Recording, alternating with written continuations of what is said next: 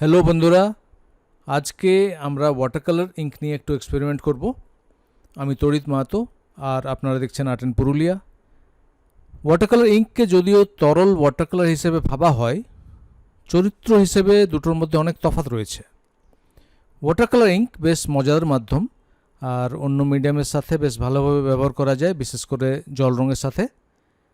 আর এগুলো সাধারণত জল রঙের চেয়ে বেশি উজ্জ্বল হয়, স্যাচুরেশন বেশি থাকে।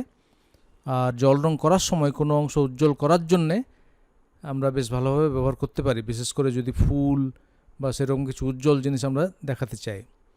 কিন্তু একটা জিনিস মনে রাখতে হবে যে জল রং যেমন আমরা লিফটিং করে কাগজ থেকে প্রায় সম্পূর্ণভাবে ওঠাতে পারি, কিন্তু ওয়াটার কালার ইঙ্ক সেভাবে ওঠাতে পারবো না। এর মূল কারণ হলো এগুলো বেশিরভাগই ডাই দিয়ে তৈরি হয়।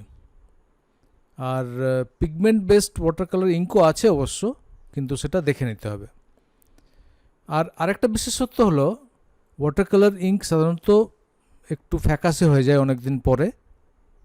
তবে আজকাল অনেক ওয়াটার কালার ইঙ্ক আসছে যেগুলোর কালার ফাস্টেডনেস অনেক ভালো। আর প্যালেটে জল রং যেমন অতি সহজেই আমরা আবার সজীব করতে পারি সামান্য জল মিশিয়ে, ওয়াটার কালার ইঙ্ক কিন্তু সেভাবে অতি সহজে আবার তরল হয় না। অনেকগুলো প্রায় পার্মানেন্টলি শুকিয়ে যায়, সেগুলো আবার ব্যবহার করা যায় না। তাই বোতল থেকে অতটাই বের করা উচিত যতটা কাজে লাগবে। ওয়াটার কালার ইঙ্ক বোতলে পাওয়া যায় আর এদের ঢাকনার সাথে একটা ড্রপার লাগানো থাকে, তাই বের করতে অসুবিধা হয় না। ভেজা কাগজের উপরে ইঙ্কটা কেমন স্প্রেড হচ্ছে সেটা দেখার জন্য আমি একটা ভেজা কাগজের উপরে কোনো জল না মিশিয়েই সোজা বোতল থেকে ওয়াটার কালার ইঙ্ক একটা ড্রপ ফেলে দেখছি। আর এতে দেখা যাচ্ছে যে সব রঙগুলোই প্রায় একইভাবে স্প্রেড হচ্ছে, তবে কোনোটা একটু তাড়াতাড়ি আর কোনোটা ধীরে। আর কোনো রং বেশ হালকাও হয়ে যাচ্ছে, যেমন পিঙ্ক রঙটা। রঙগুলো সাধারণত ট্রান্সপারেন্ট হয়, তবে কিছু রং গাঢ়ভাবে লাগালে ওপেক প্রভাবও আপনি পেতে পারবেন।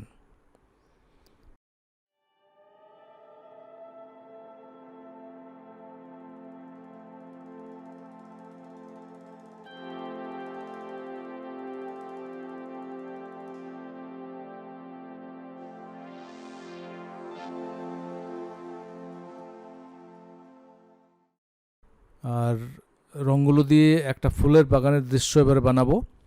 দেখবেন কত সুন্দর, বেশ ফ্লোরেসেন্ট টাইপের একটা ইফেক্ট পাওয়া যাচ্ছে।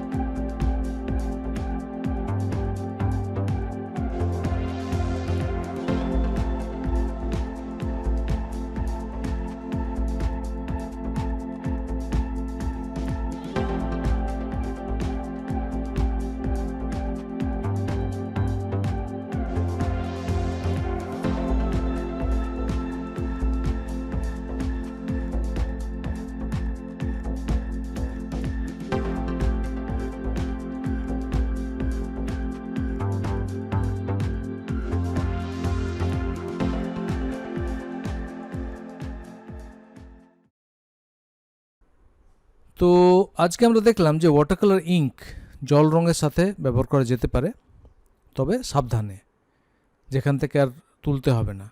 আবার যেখানে আমরা বাস্তবসম্মত ছবি তৈরি করছি না, যেমন ইলাস্ট্রেশন বা পোস্টার বা কার্ড বানাবার সময়, সেখানে ওয়াটার কালার ইঙ্ক বেশ ভালোভাবে কাজে লাগবে। ভিডিওটা দেখার জন্য অনেক ধন্যবাদ। ভালো থাকবেন, সুস্থ থাকবেন। নমস্কার।